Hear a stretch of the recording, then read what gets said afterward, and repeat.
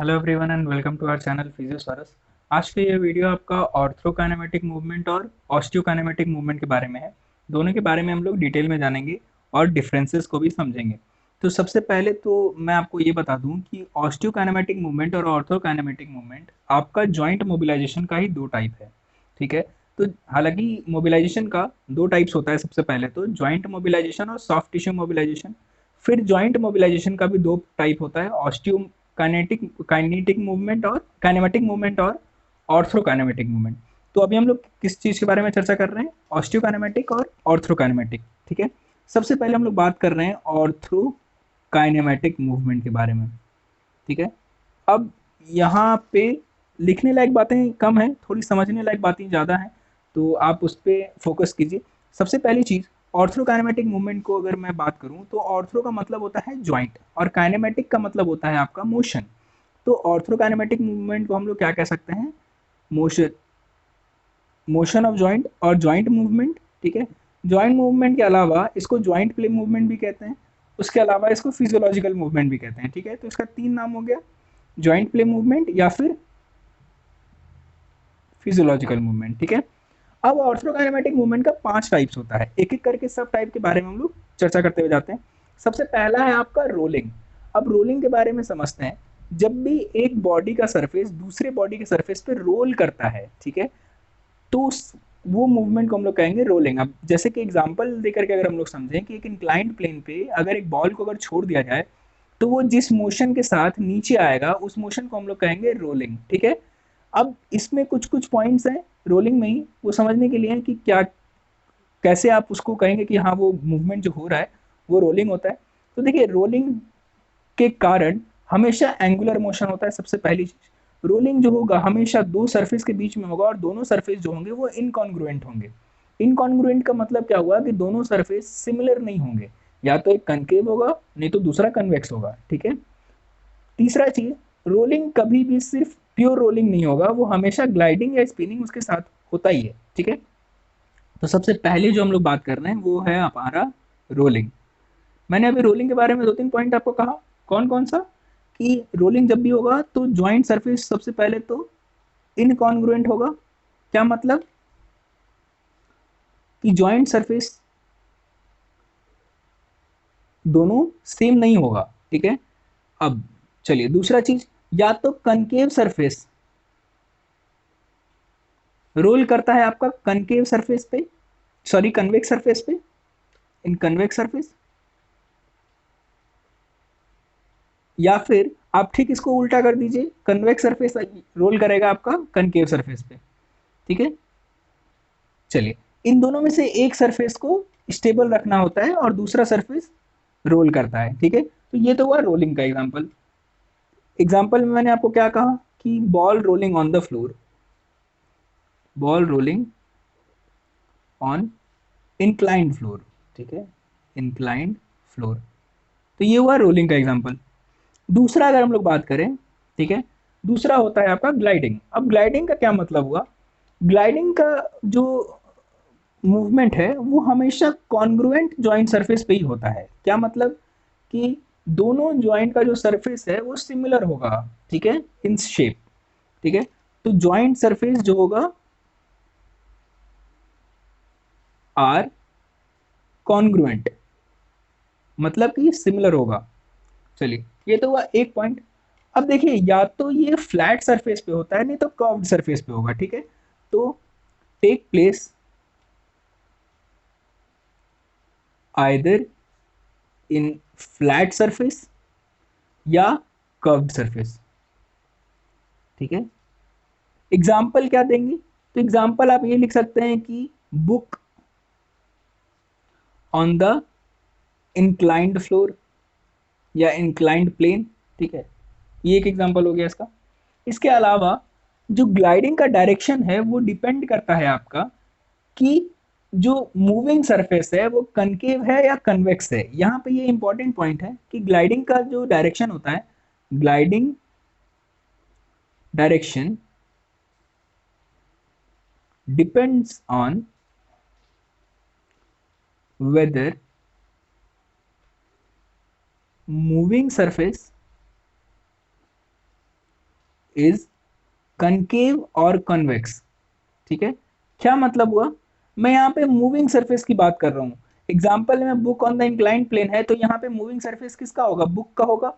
तो ग्लाइडिंग का डायरेक्शन हमेशा डिपेंड करेगा कि जो सरफेस मूव कर रहा है वो कनकेव है या कन्वेक्स है। ठीक है, अब कैसे डिपेंड करता है, तो देखिए ग्लाइडिंग का जो डायरेक्शन होगा वो टुवर्ड्स द फिजियोलॉजिकल मूवमेंट होता है अगर कनकेव सरफेस मूव कर रहा है आपका कन्वेक्स सरफेस पे। ठीक है, और ठीक इसको ऑपोजिट कर दें, मतलब कि जो ग्लाइडिंग का डायरेक्शन है वो ऑपोजिट हो जाता है फिजियोलॉजिकल मूवमेंट से अगर कन्वेक्स सरफेस आपका कनकेव सरफेस पे रोल कर रहा है। ठीक है, तो अगर मैं शॉर्ट में लिखूं कि कनकेव सरफेस अगर कन्वेक्स सरफेस पे रोल करेगा तो क्या होगा, कनकेव सरफेस अगर कन्वेक्स सरफेस पे रोल करता है तो सेम होता है, सेम डायरेक्शन में होगा, टुवर्ड्स द फिजियोलॉजिकल मूवमेंट होगा। लेकिन अगर कन्वेक्स सरफेस आपका अगर कनकेव सरफेस पे रोल कर सॉरी ग्लाइड कर रहा है, कनकेव सरफेस पे अगर ग्लाइड कर रहा है तो जो ग्लाइडिंग का डायरेक्शन है वो ऑपोजिट हो जाएगा towards the opposite of the physiological movement. ठीक है, चलिए इसके बाद जो तीसरा है टाइप वो है आपका स्पिनिंग। अब स्पिनिंग को समझने के लिए आप एक एग्जांपल बहुत पॉपुलर है, बुक में भी दिया हुआ है ये एग्जांपल, कि जिस तरह से एक लट्टू आपका स्पिन करता है ग्राउंड पे। ठीक है, तो उसी को आप इमेजिन कीजिए, तो उस तरह का जो मूवमेंट है, जो लट्टू आपका घूमता है उस तरह के मूवमेंट को हम लोग क्या कहते हैं, स्पिनिंग मूवमेंट। ठीक है, तो इसमें कुछ कुछ पॉइंट क्या है आपका, कि सबसे पहला बात कि स्पिनिंग जो होता है उसके कारण रोटेटरी मूवमेंट होता है। ठीक है, दूसरा चीज स्पिनिंग में आपका जो मूविंग सरफेस होता है वो स्टेबल सरफेस पे स्पिन करता है। ठीक है, तो क्या हुआ कि moving surface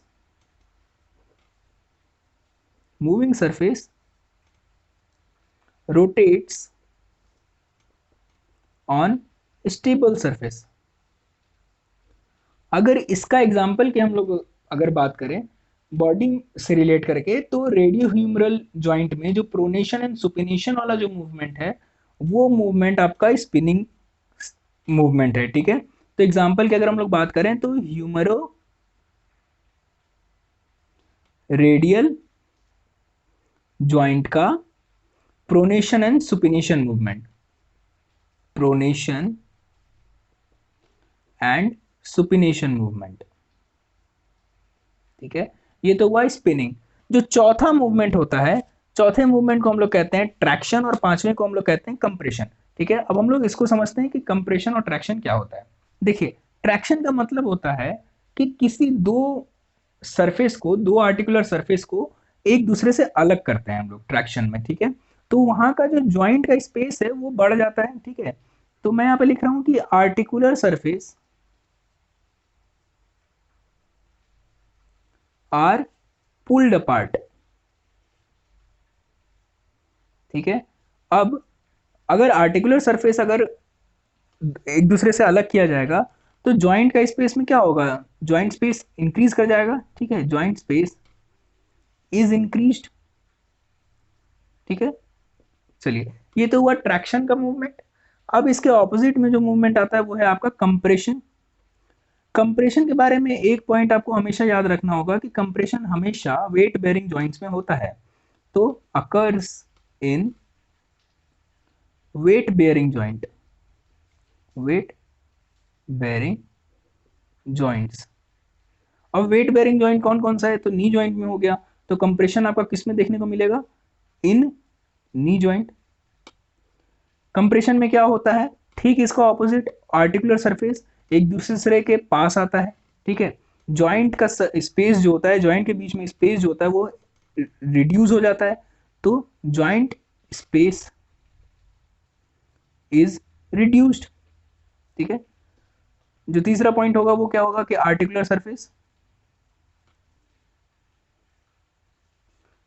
comes in contact, come या comes closer to each other. ठीक है, तो ये हुआ आपका 5 तरह का मूवमेंट्स। ठीक है, कौन कौन सा movement, rolling, gliding, sliding, spinning, traction and compression. तो यहाँ पे आपका ऑर्थोकाइनेमेटिक का मूवमेंट है वो तो आपका यहाँ पे खत्म होता है। अब हम लोग बात कर लेते हैं ऑस्टियोकाइनेमेटिक मूवमेंट के बारे में। ठीक है, ऑस्टियोकाइनेमेटिक मूवमेंट के बारे में। ठीक है, ऑस्टियो का क्या मतलब हुआ? बोन। काइनेमेटिक का क्या मतलब हुआ? मोशन। तो इसको हम लोग क्या कहेंगे? बोन मूवमेंट और मूवमेंट ऑफ बोन। ठीक है, इसी को हम लोग एसेसरी मूवमेंट भी कहते हैं, एसेसरी मूवमेंट भी कहते हैं। ठीक है, चलिए अब ऑस्टियोकाइनेमेटिक में कौन कौन सा इसका टाइप्स होता है? तो टाइप इसका दो है ऑस्टियोकाइनेमेटिक मूवमेंट का। अगर मैं टाइप्स के बारे में बात करूं तो इसका दो टाइप्स होता है। कौन कौन सा? एक होता है आपका ट्रांसलेटरी मोशन, ट्रांसलेटरी मोशन, और दूसरा होता है आपका रोटेटरी मोशन। ठीक है, दोनों के बीच का एग्जांपल अगर हम लोग समझते हैं, ठीक है, तो डिफरेंस क्या हुआ कि ट्रांसलेटरी मोशन उस टाइप के मोशन को कहते हैं जो एक स्ट्रेट लाइन में हो रहा हो। ठीक है, motion in a straight line is known as translatory motion. अब अगर रोटेटरी मोशन के बारे में अगर हम लोग बात करें तो इसको हम लोग एंगुलर मोशन भी कहते हैं। इसमें क्या होता है कि एक्सिस आपका फिक्स्ड है। अब जैसे कि मैं हाथ अगर आगे बढ़ा रहा हूँ एक लाइन में तो इसका एक्सिस फिक्स नहीं है, हर पॉइंट पे इसका एक्सिस चेंज हो रहा है। लेकिन अगर रोटेटरी मोशन की अगर हम लोग बात करें तो रोटेटरी मोशन में आपका जो होता है वो फिक्स्ड एक्सिस होता है और एक सेगमेंट जो होता है वो हमेशा सेम टाइम पे सेम डिस्टेंस में वो मूव करता है। ठीक है, उसको हम लोग क्या कहेंगे? Rotatory motion. तो रोटेटरी मोशन और ट्रांसलेटरी मोशन तो आपका क्लियर हो गया। अब अगर बात करें एग्जांपल्स ऑफ ऑस्टियोकाइनेमेटिक मूवमेंट, तो जितने भी तरह के आपको एग्जांपल्स याद हैं, फ्लेक्शन हो गए, एक्सटेंशन हो गए, एबडक्शन हो गए, एडक्शन हो गए, जितने भी तरह के हैं आपके, ठीक है, वो सारे के सारे आपका किस में आ जाएंगे? ऑस्टियोकाइनेमेटिक मूवमेंट में। तो ये तो हुआ आपका दोनों के बीच का डिफरेंस। अब एक और चीज जो बताने लायक है वो है आपका मैनुअल ग्रेडिंग। ठीक है, ऑस्टियोकाइनेमेटिक मूवमेंट जो बोन का मूवमेंट है उसको हम लोग रेंज ऑफ मोशन के अनुसार उसको ग्रेड करते हैं। ठीक है, जैसे कि ग्रेडिंग जो होता है आपका 0 to 6 के बीच में होता है। ठीक है, तो उसको हम लोग क्या कहते हैं? मैनुअल ग्रेडिंग कहते हैं। तो उसको अभी हम लोग समझते हैं। ठीक है, तो बात कर रहे हैं मैनुअल ग्रेडिंग। मैनुअल ग्रेडिंग, इसके पहले दो टर्म है उसको मैं आप लोगों को बता देता हूँ। एक टर्म है आपका हाइपर मोबाइल और एक टर्म है आपका हाइपो मोबाइल। ठीक है, जॉइंट्स में अगर मोबिलिटी ज्यादा हो, रेंज ऑफ मोशन उसका ज्यादा हो, तो उस वैसे जॉइंट को हम लोग कहते हैं हाइपर मोबाइल जॉइंट्स। ठीक है, और अगर मोबिलिटी रिड्यूस्ड हो अपने नॉर्मल से तो उसको हम लोग कहते हैं हाइपो मोबाइल जॉइंट्स। ठीक है, अब हम लोग ग्रेडिंग के बारे में बात करते हैं। तो ग्रेडिंग आपका ऑल टोटल 6 होता है। ठीक है, 6 कौन कहाँ से? ग्रेड 0 से स्टार्ट होता है, ग्रेड 0, फिर ग्रेड 1, फिर ग्रेड 2, 3, 4, 5 एंड देन लास्ट में 6। ठीक है, अब बात कर लेते हैं कि ग्रेड 0 है अगर तो उसका क्या मतलब हुआ कि ग्रेड 0 अगर है तो जॉइंट जो होता है वो स्टिफ होता है, जॉइंट में स्टिफनेस है, सॉरी, स्टिफ जॉइंट। और स्टिफ जॉइंट होगा तो मूवमेंट इज नल या फिर नो मूवमेंट। ठीक है, चलिए उसके बाद अगर ग्रेड 1 है, ठीक है, तो उसमें बहुत लिमिटेड में, एकदम कंसिडरेबल अमाउंट में बहुत लिमिटेड मूवमेंट होता है। तो very little movement, very little considerable movement. हालांकि ये सब जो ग्रेडिंग्स वगैरह हैं ये सभी क्लिनिकल वाली चीजें हैं, तो ये थ्योरेटिकल चीजें ये सब कम है। ठीक है, तो अब आ जाते हैं हम लोग ग्रेड 2 के बारे में। तो इसमें क्या होता है कि स्लाइट, इससे थोड़ा सा ज्यादा, मतलब ग्रेड 1 से थोड़ा ज्यादा मूवमेंट होता है, यानी स्लाइटली लिमिटेड मूवमेंट होता है। ठीक, स्लाइटली लिमिटेड मूवमेंट। ठीक है, इसके बाद अगर हम लोग बात करें ग्रेड 3 के बारे में, तो ग्रेड 3 अगर होता है किसी भी जॉइंट का तो उसको हम लोग नॉर्मल मानते हैं। ठीक है, नॉर्मल से अगर थोड़ा ज्यादा होगा तो उसको हम लोग क्या कहेंगे? Slightly increased movement. ठीक है, स्लाइटली इंक्रीज्ड मूवमेंट।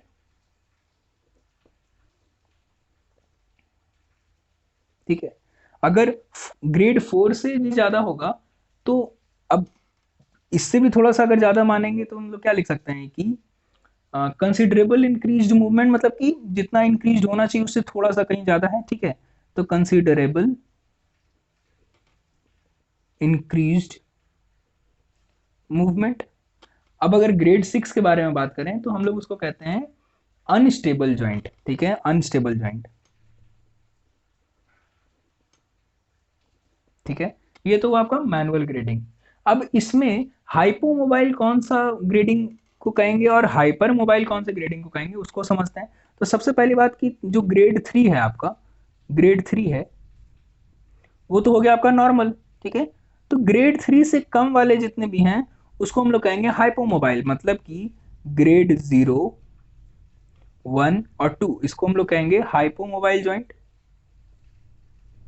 ठीक है। और इस 3 वाले से ज्यादा ग्रेड 4, 5, 6 को हम लोग कहेंगे हाइपर मोबाइल जॉइंट, ठीक है। चलिए, तो ये था आपका पूरा आर्थ्रोकाइनेमेटिक वर्सेस ऑस्टियोकाइनेमेटिक मूवमेंट के बारे में। तो thank you so much for watching this video. मैं इसका नोट्स कोशिश करूंगा जितनी जल्दी से जल्दी हो सके अपने वेबसाइट पे अपलोड करने की।